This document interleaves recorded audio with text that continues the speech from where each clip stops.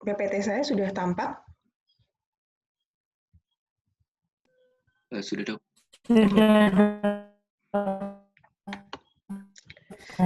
Mulai ya. Bismillahirrahmanirrahim. Assalamualaikum warahmatullahi wabarakatuh. Kita melanjutkan untuk rangkaian kegiatan praktikum ya, bahwa untuk blok 14 ini nanti akan ada beberapa praktikum yang akan adik-adik laksanakan, meskipun mungkin teknisnya tidak sama dengan kegiatan praktikum apabila dilakukan pada kondisi normal ya, di mana kalian nanti bisa diberikan kesempatan untuk melakukan langsung praktek pemeriksaan yang diharapkan ya, kan, tetapi meskipun demikian apabila dilaksanakan dengan pembelajaran jarak jauh, kami harapkan tidak mengurangi esensi itu. Dan nanti pada saatnya kita bisa bertemu lagi secara langsung, semoga nanti bisa ada waktu untuk kita praktek ya dari apa yang nanti pada waktu blok 8 ini baru bisa dilihat secara online gitu ya, bagaimana teknik pemeriksaan yang seharusnya bisa dilakukan gitu. Nah, untuk blok 14 ini ada beberapa materi patologi klinik ya, yang nantinya akan diampu oleh saya dan juga Dokter Rita. Nanti untuk Dokter Rita kan pengantarnya setelah saya ya. Materi-materi ini sebetulnya kalau saya melihat adalah repetisi dari praktikum yang sudah adik-adik lakukan.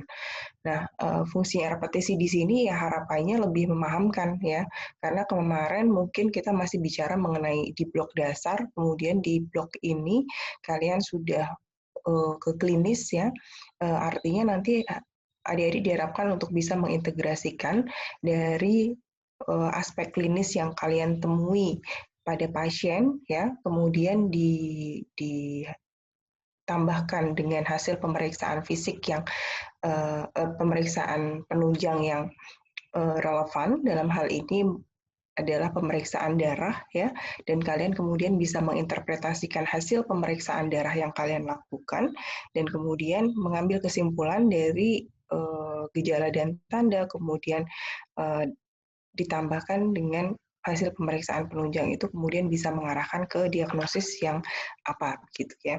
Jadi lebih ke sudah ke bagaimana pemeriksaan ini dilakukan untuk membantu penegakan diagnosis. Nah, akan tetapi memang nanti pada prakteknya kurang lebihnya prosedurnya juga masih sama dengan apa yang kita lakukan sebelumnya ya. Ada poin-poin yang harus kalian perhatikan. Kalau mungkin kemarin di kesempatan blok yang lalu yang sudah kalian melakukan pemeriksaan darah ini mungkin belum terlalu lancar ya, belum terlalu lihai, masih apa namanya, banyak membaca untuk step-stepnya. Nah, harapannya ini jauh lebih bisa memahami karena nantinya juga akan kami jelaskan mengenai beberapa instrumen ya yang tentunya bisa mendukung untuk kalian lebih memahami dan memudahkan kalian dalam melakukan kegiatan praktikum. Nah, untuk saya sendiri materinya ada 3, yaitu pemeriksaan hemoglobin, kemudian pemeriksaan hematokrit, dan juga hitung jumlah eritrosit ya. Untuk yang hemoglobin dan juga hematokrit sepertinya juga sudah tidak asing lagi ya, dulu sudah pernah melakukan itu.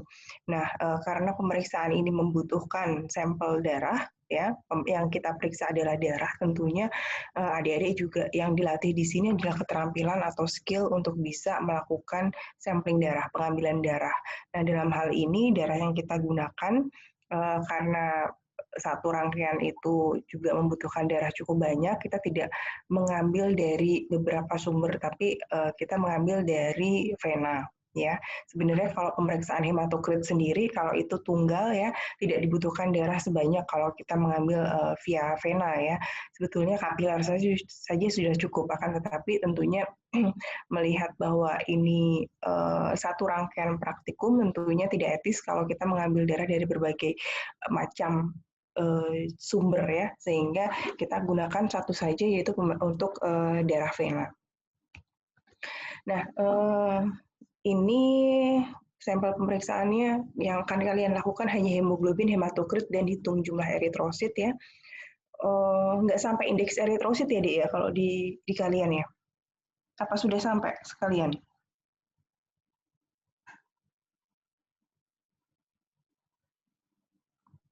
Ada nggak? Kalau kemarin saya dapat informasinya sih hanya sekedar hemoglobin, hematokrit, dan juga hitung jumlah eritrosit gitu ya. Tapi tentunya kalau ketambahan indeks eritrosit pun tidak menambah prosedur pemeriksaan karena untuk indeks eritrosit hanya menggabungkan hasil yang kita peroleh dari hasil pemeriksaan, kemudian kita menghitungnya dengan menggunakan rumus ya. Karena kita mengerjakannya masih manual bukan dengan menggunakan alat. Tentunya kalau sudah di lab yang cukup canggih ya, sekali kita masukkan darah bisa langsung kita dapatkan hasilnya untuk berbagai macam keperluan gitu. Tapi ini kita mengajarkan secara manual. Tentunya untuk pemeriksaan indeks eritrosit sebetulnya tidak dibutuhkan pemeriksaan tambahan lagi, tetapi hanya perlu menghitung, memasukkan ke dalam rumus hasil pemeriksaan hemoglobin, hematokrit, dan hitung jumlah eritrosit. Nah, tentunya kalau misalnya diperlukan memang untuk penghitungan ini, yang perlu diperhatikan adalah tentunya sampel yang kita periksa itu berasal dari sampel darah orang yang sama ya. Kalau nanti kalian praktek langsung, HB-nya, hematokritnya, dan eritrositnya tentunya kita hitung dari dari hasil pemeriksaan orang yang sama. Nah, kita lanjutkan ya. Untuk tahap pemeriksaan yang prosedur yang kita lakukan tentunya ada beberapa tahap ya. Ada pra-analitik, namanya juga pra ya. Tentunya ini sebelum dilakukan analisis. Nah, apa saja yang perlu diperhatikan adalah persiapan pasien, kemudian persiapan ke dokternya sendiri, dan juga persiapan alat dan bahan ya. Untuk pasien tentunya dipersiapkan secara mental ya, dijelaskan tentang prosedur yang akan dilakukan, kemudian dimintai informed consent, persetujuan atau dia setuju atau menolak tindakan atau prosedur yang akan kita lakukan. Kemudian tentunya kita jelaskan sedikit proses ya yang akan dilalui oleh pasien, mungkin ada ketidaknyamanan karena proses pengambilan darah tentunya tidak menyenangkan ya, ada rasa sakit di situ, perlu dijelaskan terlebih dahulu kepada pasien. Kemudian yang kedua adalah persiapan alat dan bahan, ya tentunya kalian harus bisa mempersiapkan alat dan bahannya terlebih dahulu ya, jangan sampai nanti prosedur sudah dilakukan pengambilan darah misalnya, tapi ternyata kalian nggak siap untuk alat penampungnya, kan itu konyol ya. Jadi jangan sampai hal itu terjadi, harus dipersiapkan dengan baik semua alat dan bahan sebelum pemeriksaan itu dilakukan. Kemudian yang berikutnya adalah sampling. Mohon maaf, yang perlu diperhatikan adalah persiapan dari dokter ya. Dokter juga harus mempersiapkan, dokternya harus tahu prosedur apa yang akan dilakukan, dokternya harus tahu tahap-tahap yang harus dia lakukan ya. Dokternya harus memahami indikasi dan kontraindikasi pemeriksaan yang akan dilakukan, sehingga nanti karena kalian di sini ceritanya adalah sebagai seorang dokternya ya, kalian di sini adalah dokter, tentunya kalian tugasnya di sini sebelum melakukan pemeriksaan salah satunya adalah memahami prosedur yang dilakukan. Ya, itulah kenapa setiap kali kita melakukan praktikum, adik-adik ada pretest terlebih dahulu ya. Pretestnya adalah tidak jauh-jauh dari buku petunjuk praktikumnya, prosedur pemeriksaan yang akan dilakukan. Nah, tentunya di sini untuk memastikan bahwa memang adik-adik itu memahami prosedur yang akan dilakukan gitu. Ini sebagai salah satu cara untuk memastikan bahwa dokternya atau pemeriksanya itu mengetahui prosedur yang dilakukan. Ya. Yang kemudian setelah dipersiapkan ya pra-analitik, yang berikutnya adalah analitik, yaitu pemeriksaannya atau pengukurannya yang dilakukan ya. Prosedur pengambilan sampel, kemudian dilanjutkan dengan pemeriksaan prosedur pemeriksaan yang dilakukan. Kemudian yang terakhir setelah dilakukan pemeriksaan, kita ukur ya, kita lihat nilainya berapa, kita lakukan pengukuran. Nah, setelah itu tahap pasca analitik, yaitu jangan lupa apa yang sudah kita lakukan, apa yang sudah kita amati, kita observasi, jangan lupa untuk didokumentasikan atau dicatat ya, dicatat dengan baik supaya nantinya bisa dipertanggungjawabkan. Nah, untuk pemeriksaan darah sendiri, pengambilan darah, mohon maaf, pengambilan darah itu sebetulnya kan bisa dari berbagai macam sumber ya, seperti tadi yang saya sampaikan. Bisa darah vena, bisa darah arteri, bisa darah kapiler. Tapi dalam hal ini yang akan kita gunakan adalah darah vena. Vena sendiri bisa letaknya macam-macam, bisa di mana saja ya, tetapi yang memang lazim atau mudah untuk biasanya dilakukan pengambilan adalah vena di vena mediana cubiti. Ya, mungkin kalian juga masih ingat ya pelajaran anatominya vena mediana cubiti itu ada di mana gitu. Ini sudah diberikan gambar. Saya harap bisa memahami ini letaknya di mana ya, jangan berinterpretasi ini di kaki ya, ini adalah di tangan ya, di lengan, kemudian apa namanya ada vena di situ yang dinamakan vena mediana cubiti ya. Ini kalian pasti juga sudah paham ya. Nah, ini juga ada bisa kita ambil dari darah-darah yang lain nih, darah arteri. Kalau darah arteri bisa diambil di arteri radialis, arteri brachialis, atau femoralis. Itu yang arteri-arteri besar ya. Kemudian untuk kapiler juga bisa ya, bisa di ujung jari kedua, 3, dan 4 ya. Tetapi ini kita tidak lakukan ini karena kita sudah mengambilnya dari vena. Nah, setelah itu juga jangan lupa karena prosedur pemeriksaan yang akan kita lakukan cukup banyak ya, sehingga darah itu akan apa namanya ada waktu tunggunya, didiamkan gitu ya, sehingga perlu kita perhatikan adalah supaya darah yang kita periksa itu tetap bisa menggambarkan kondisi pada waktu kita pertama kali mengambil darah tersebut ya, artinya tetap fresh gitu. Nah, caranya bagaimana? Jangan lupa untuk menambahkan antikoagulan ya.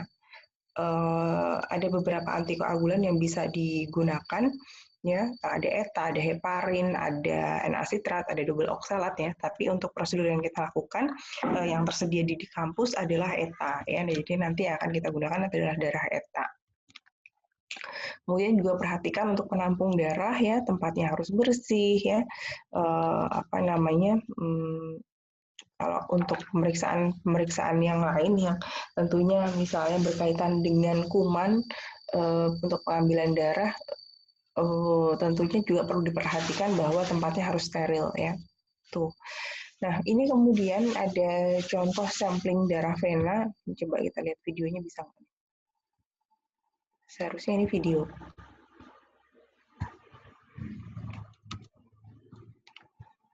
Nah, sepertinya kesulitan ya, tidak bisa diakses. Nah, yang ingin saya gambarkan di sini adalah sebetulnya untuk pengambilan darah itu tidak hanya sekedar atau kita asal-asalan untuk menusukkan jarum ya, tapi perlu diperhatikan bahwa teknik kita menusukkan jarum itu bisa membuat perbedaan kenyamanan yang dirasakan oleh pasien ya. Tentunya yang namanya mengambil darah apapun itu pasti sakit ya. Tetapi bagaimana kita bisa sedikit mengurangi rasa sakit itu adalah dengan menggunakan teknik atau prosedur yang benar. Nah, kalau kita melihat di sini ini sudah kelihatan venanya baik sekali ya, apa namanya sudah superficial, kemudian juga warnanya tampak berbeda dengan sekitarnya, ada aliran darah di situ. Nah, kemudian yang perlu kita perhatikan di sini adalah jarumnya ya, jarumnya karena dia sudah cukup superficial sehingga sebetulnya arahnya tidak perlu tegak lurus ya, akan tetapi mungkin sedikit miring kurang lebihnya ya 45 derajat. Tapi juga jangan terlalu mendatar karena kalau terlalu mendatar tentunya kemungkinan terlalu superficial juga bisa terjadi ya, sehingga kurang lebihnya 45 derajat lah untuk apa namanya jarum itu masuk ke pembuluh darah. Nah, kemudian yang perlu diperhatikan berikutnya adalah lihat ini ujungnya.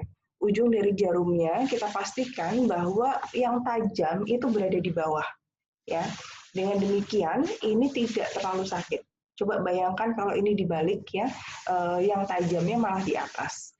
Jadi ujung jarumnya sudah apa namanya, permukaan jarumnya sudah mengenai kulit begitu ya, tetapi ternyata bagian yang tajam yang digunakan untuk menusuk ternyata belum sampai. Nah, itu tentunya perasaan sakitnya jauh lebih besar dibandingkan kalau yang tajamnya berada di bawah. Nah, ini yang salah satu yang harus kalian perhatikan. Nah, kemudian juga ini macam-macam spesimen bisa adik-adik baca ya. Nah, tentunya kalau yang tadi darah sudah terambil ya, jangan lupa untuk segera menambahkan antikoagulan. Atau untuk mempermudahnya, seperti tadi tahap praanalitiknya tolong diperhatikan, yaitu di tabung penampungnya itu sudah dipersiapkan dengan ditambah dengan ETA. Itu nanti lebih memudahkan kalian atau tidak nantinya tidak terlupa gitu untuk menambahkan antikoagulan setelah pemeriksaan.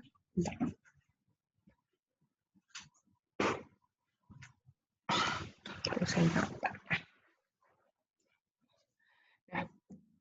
kemudian beralih ke prosedur pemeriksaan ya. Kalau tadi sudah ke tahap samplingnya, pengambilan sampel darahnya, pengambilan darah venanya, sekarang kita sampai ke prosedur pemeriksaan. Pemeriksaannya ini untuk metode Sahli, saya rasa tidak banyak tidak banyak kesulitan ya. Untuk prinsipnya sendiri bisa adik-adik baca di buku petunjuk praktikumnya. Ya, kenapa kok yang diperiksa disamakan dengan standarnya ya, apa yang terjadi, kenapa bisa terjadi perubahan warna, itu bisa kalian baca sendiri di buku petunjuk praktikum. Di situ ada prinsipnya harus kalian pahami. Nah, yang kemudian harus juga dipahami adalah alat dan bahan yang digunakan ya. Alat dan bahannya itu sebetulnya gampang, ada satu set, sudah ada satu set namanya HB Sahli. Set hemometer Sahli, mohon maaf. Perlu dibedakan atau perlu dipahami, ada juga istilah yang kurang lebih sama yaitu hemositometer. Nah, itu beda ya. Hemometer itu digunakan untuk pemeriksaan hemoglobin cara Sahli, sedangkan hemositometer itu nanti akan kita gunakan untuk pemeriksaan sel darah ya, jumlah pemeriksaan menghitung jumlah sel darah, apakah itu sel darah merah, sel darah putih ataupun trombosit, itu kita menggunakannya hemositometer. Tapi kalau untuk pemeriksaan hemoglobin itu kita menggunakannya hemometer. Nah, di dalam satu set hemometer itu isinya apa aja? Ini kalian lihat ya, alat-alatnya di dalamnya ada apa saja, ada penghisap ya, ada penghisap, ini kemudian ada pipet Sahli, pipet Sahlinya mana pipet Sahli? Ini pipet Sahli ya, kemudian ada pipet Pasteur, ini yang biasa kita gunakan, kemudian tabung Sahlinya itu ini ya, tabung Sahli ini nanti akan diletakkan di di tengah ini ya, dimasukkan ke dalam, di sini ada lubangnya ya, di ini apa istilahnya? Standar ya, di standar warna ini di tengahnya ada lubangnya yang kita bisa masukkan tabung Sahlinya di situ untuk bisa kita bandingkan kanan kirinya dengan larutan standar. Ya, kemudian juga ada pembersihnya juga, kemudian ada Aquedes dan juga reagen yang kita gunakan adalah HCl 0,1 N. Cara kerjanya ini sudah bisa dipahami ya. Yang perlu diperhatikan adalah pada waktu adik-adik mengaduknya pelan-pelan, jangan kayak mengaduk es teh ya. Gitu. Jadi sampai berbusa semua gitu. Kalau sampai berbusa semua, tentunya kita akan kesulitan untuk bisa mengukur atau menilai dia berada pada skala berapa. Itu kita akan kesulitan kalau demikian. Kalau kita mengaduknya smooth aja itu sampai benar-benar tercampur, tapi tentunya tidak sampai menimbulkan busa berlebihan ya, itu akan mempermudah kita untuk melakukan pemeriksaan. Nah, sebab kalau misalnya kita ada busanya, kemudian kita ambil aja lah busanya. Nah, tentunya busa itu kan sebetulnya ada skalanya sendiri itu, cukup banyak volumenya juga di situ yang kalau misalnya kita ambil bisa jadi itu terbuang gitu, sehingga nanti penilaian kita yang kita lakukan tidak akurat. Jadi tolong diperhatikan itu. Jadi jangan sampai ada gelembung udaranya. Kemudian juga ketika kita melakukan membandingkan antara hasil pemeriksaan kita dengan standar, di situ kita harus pastikan pencahayaannya cukup ya, pencahayaan cukup, dan juga ketika kita melakukan pembacaan itu kita sejajar dengan skala yang kita hadapi ya. Jadi jangan sampai alatnya di bawah kita melihatnya dari atas gitu. Ya harus kita samakan apakah alatnya itu diangkat, tapi kalau alatnya itu diangkat kita pastikan bahwa itu tempatnya datar ya. Kita pastikan tempatnya datar, juga jangan miring. Kalau miring juga akan salah juga gitu ya. Tapi kalau misalnya lebih mudahnya alatnya diletakkan dan kita matanya aja yang disesuaikan ketinggiannya sejajar dengan alat yang kita periksa. Tuh. Ya. Kemudian yang prosedur yang kedua adalah hematokrit ya, pemeriksaan hematokrit ini juga prinsip-prinsipnya ada di di buku petunjuk ya. Cuman yang memang kalian harus pahami di hematokrit ini adalah instrumentasi alatnya yang harus digunakan adalah ada centrifuge. Centrifuge mikrohematokrit. Bentuknya kurang lebihnya seperti ini. Saya tidak mengambil dari gambar yang kita punyai ya, tetapi kurang lebihnya seperti ini. Alat kita sudah cukup baik ya, di mana alat yang kita gunakan itu sebagai penutupnya itu ada yang dinamakan sebagai hematokrit reader ya. Ada sudah tidak terpisah ya, kita punya alat yang tutupnya bisa kita gunakan sebagai pembacanya, atau di sini adalah hematokrit readernya.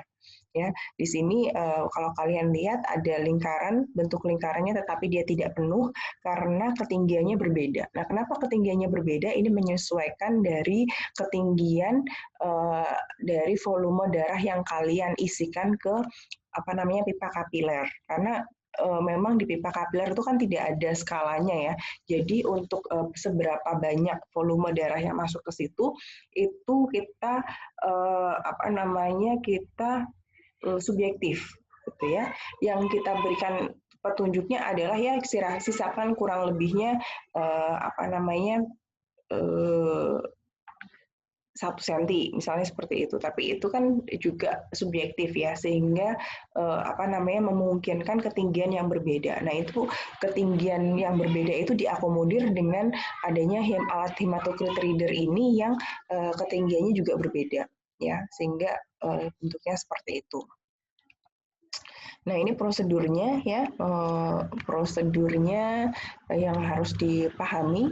Nah, ini kalau kalian melihat di gambarnya saja dengan ketinggian ini aja beda ya, dari yang kita sudah instruksikan sisakan kurang lebihnya 1 senti atau kurang lebihnya 10 mili gitu. Ini antara satu orang dengan orang yang lain berbeda. Nah, ini yang tadi saya sampaikan untuk mengantisipasi ketinggian ini. Nah, kemudian ini adalah contoh yang darah sudah terhisap ya, darah sudah terhisap di pipa kapiler. Itu tidak perlu kalian hisap dengan disedot dengan menggunakan pipet, nggak perlu ya. Dengan kalian menempelkan ujung dari pipa kapilernya itu ke darah, kemudian kita atur kemiringannya sedikit, itu dia otomatis akan naik sendiri darahnya ya. Jadi tidak perlu bingung bagaimana memasukkan darah ke pipa kapilernya, karena dia akan naik sendiri, namanya pakai daya kapilaritas ya.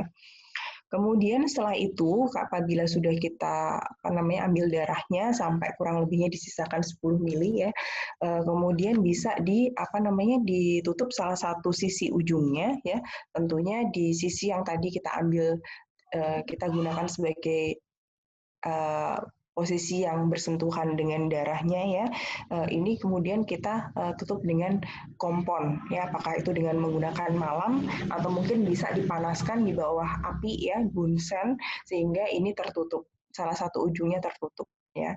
Kemudian setelah itu baru dimasukkan ke alat centrifuge ya, kemudian dengan kecepatan 13.000, mohon maaf kalau di sini kita masih sesuai dengan buku petunjuk 16.000 ya, tetapi alat yang kita miliki itu kecepatan maksimalnya adalah 13.000 ya, sehingga dengan kecepatan 13.000 kita men-settingnya lamanya adalah menggunakan waktu maksimalnya adalah 5 menit. Ya, jadi perhatikan centrifuge yang kita miliki itu 13.000 rpm. maksimalnya. Dan nanti waktu yang kita gunakan durasinya adalah 5 menit untuk melakukan centrifuge. Nah, setelah itu, setelah disentrifuge ya, kita buka alatnya, kemudian kita bisa melakukan pembacaan langsung. Pembacaan langsungnya bagaimana? Ini contohnya ya, yang di sebelah kanan ini adalah contoh dari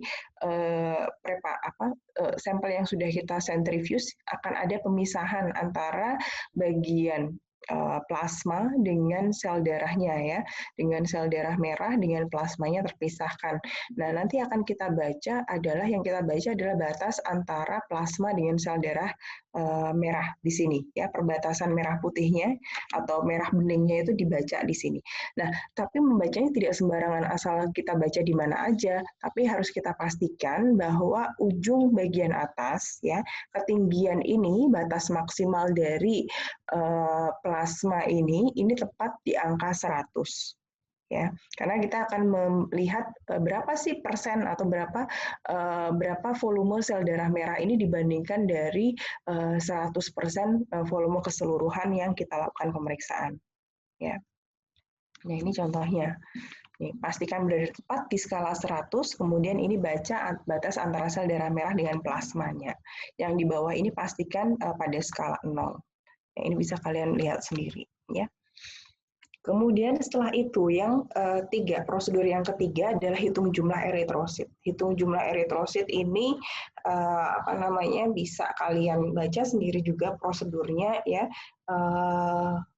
Yang menjadi perhatian di sini pada waktu pemeriksaan hitung jumlah eritrosit, concern-nya adalah bagaimana kalian bisa mengidentifikasi bilik hitung ya. Yang tadi saya sampaikan alatnya salah satunya untuk pemeriksaan jumlah sel darah itu yang namanya hemositometer. Hemositometer itu salah satu komponen atau bagiannya adalah bilik hitung ya, bilik hitung Neubauer improve. Nah, di situ nanti ada garis-garis yang cukup halus ya, akan tetapi pada waktu kita melihat di bawah mikroskop garis-garis itu akan kelihatan jelas ya, tetapi ini tidak mudah memang, sehingga ini yang harus kalian kuasai terlebih dahulu untuk bisa melakukan pemeriksaan hitung jumlah eritrosit dengan benar. Karena tentunya kalau prosedur-prosedur ini kan ya secara makro aja gampang ya, bisa dilakukan diikuti sesuai dengan instruksinya. Tetapi kalau untuk melihat atau mencari bilik hitung itu yang memang membutuhkan skill. Ya, jadi kalian harus tahu bagaimana mengatur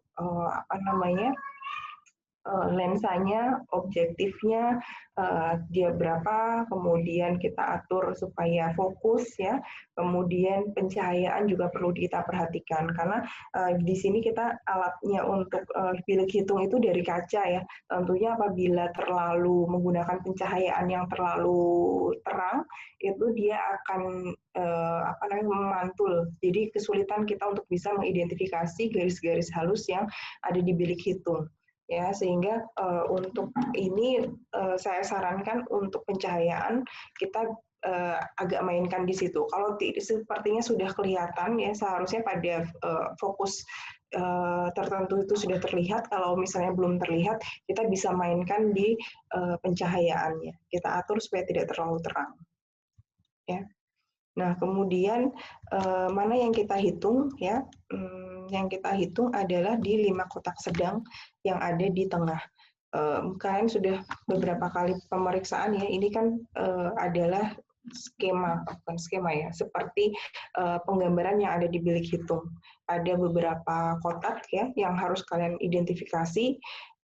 Ada kotak yang ada di ujung kanan atas, kanan bawah, kiri bawah, kanan bawah, kanan atas, kanan bawah, kiri atas ya, itu adalah kotak yang kita gunakan untuk pemeriksaan leukosit. Nah, sedangkan kalau yang eritrosit di mana? Eritrosit itu di tengah ya. Jadi kotak yang di center di tengah inilah yang kita gunakan untuk pemeriksaan eritrosit.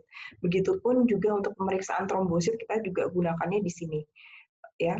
Nah, di sini tapi tidak semua kotak akan kita periksa karena memang tentunya akan menyulitkan ya, karena apa namanya, selnya cukup banyak ya, sel darah merah itu kan kecil-kecil cukup banyak ya, sehingga kita hanya menggunakan sampling. Samplingnya di mana? Di 5 area saja, yaitu di area kiri atas, kanan bawah, dan kiri bawah, dan juga di center di tengahnya. Nah, supaya tidak terlewatkan, tidak ada yang terlewatkan, bagian-bagian itu bisa benar untuk kita lakukan pemeriksaan, tentunya kita harus mengidentifikasi salah satu sisi terlebih dahulu gitu. Apakah itu di kiri atas, apakah itu di kanan atas, kanan bawah, atau kiri bawah. Itu harus kita bisa identifikasi terlebih dahulu. Kemudian setelah itu, setelah bisa teridentifikasi, nanti kita lakukan penghitungan di situ, kemudian kita runut sampai misalnya kita tadinya sudah ketemu nih di kiri atas. Nah, kemudian kita runut jalannya adalah ke kanan terlebih dahulu, ke kanan sampai ujungnya sampai ke kanan atas. Nah, dari sini nanti kita lakukan perhitungan lagi. Kemudian setelah sampai di sini, jangan langsung acak nyari tengahnya, akan kesulitan. Kita runut ke bawah ya, satu kotak di bawah. Kemudian kita runut ke kiri, mungkin memang belum kita temukan yang akan kita tuju, tetapi kita sampai ke ujung, kita ke bawah lagi sampai ketemu di tengahnya, ya. Nanti akan betul ketemu di pojok-pojok dan juga di tengahnya. Kalau kita melakukan itu secara sistematis, biasanya dengan bentuk seperti ular, ya, penghitungannya pembacaannya seperti ular. Gitu. Nah, kemudian dari hasilnya, kemudian kita masukkan ke dalam rumus. Gampangannya sih kita lihat rumus akhirnya adalah N dikalikan 10.000. N itu apa? Jumlah dari 5 kotak sedang yang kita lakukan pemeriksaan tadi, ya, dikalikan 10.000. Nah, caranya kenapa kok dikalikan 10.000? Nah, ini yang kalian harus pahami. N itu tetap jumlahnya ya, tapi karena kita lakukan untuk 5 kotak sedang, sehingga ini harus dibagi dengan 5, kemudian dibagi dengan ukuran dari ukuran dan kemudian dikalikan pengencerannya, sehingga keluar rumusnya adalah N kali 10.000. Gitu. Ya, sehingga itu nanti hasilnya untuk pemeriksaan jumlah eritrosit. Nah, ya mungkin itu untuk prosedur pemeriksaan yang kita lakukan, ada 3 ya. Dan insya Allah untuk kalian adik-adik ini sudah terbantu dengan kami sudah pernah membuat video pembelajarannya, ya, video prosedur pemeriksaannya kita sudah pernah ada, sehingga nanti tugasnya pada waktu adik-adik melakukan pada jadwalnya gitu ya, minimal adalah memperhatikan prosedur-prosedur dari pemeriksaannya, mulai video dari pengambilan sampel, video pemeriksaan hemoglobin, hematokrit, dan juga jumlah eritrosit, semuanya insya Allah sudah ada ya. Jadi nanti bisa kalian perhatikan, kemudian dipahami langkah-langkahnya, poin-poin yang tadi saya tekankan di mana, kemudian tentunya karena ini pembelajaran online, alat-alat tidak tersedia di rumah masing-masing, sehingga minimal nanti pada waktu jadwalnya kalian memperhatikan itu, dan ada penugasan yang harus kalian lakukan pada waktu kegiatan praktikumnya. Ya, tapi jangan lupa juga sesuai dengan prosedur praktikum yang kita lakukan, setiap kali praktikum akan ada pretest dan posttest yang harus kalian kerjakan, sehingga jangan lupa untuk belajar ya, tetap dibaca buku petunjuk praktikumnya. Untuk jadwal pretestnya sendiri setahu saya besok ya, besok pagi kalau tidak ada perubahan jadwal ya. Untuk itu tolong bisa dicermati dari apa yang tadi saya sampaikan, yang saya tekankan, dan juga baca lagi di buku petunjuk praktikumnya. Ya, mungkin itu sebelum saya akhiri, ada pertanyaan untuk praktikum PK1 blok 14.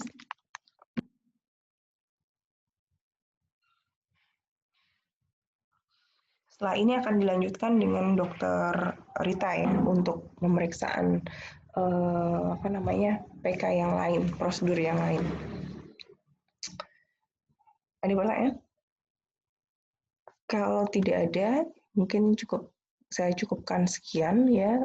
Semoga tadi apa yang saya sampaikan pembekalannya bisa dipahami, sehingga tentunya memudahkan adik-adik dalam mengobservasi, mengamati prosedur praktikum yang akan dilakukan gitu ya. Dan semoga bermanfaat. Mohon maaf mungkin dalam penyampaian ada kekurangan. Kita akhiri dengan doa kafaratul majelis. Subhanakallahumma wa bihamdika asyhadu alla ilaha illa anta astaghfiruka wa atubu ilaik. Terima kasih. Assalamualaikum warahmatullahi wabarakatuh. Waalaikumsalam warahmatullahi wabarakatuh. warahmatullahi Terima kasih Dokter Andra. Saya izin live ya. Iya dok. wabarakatuh. Baik, Dokter.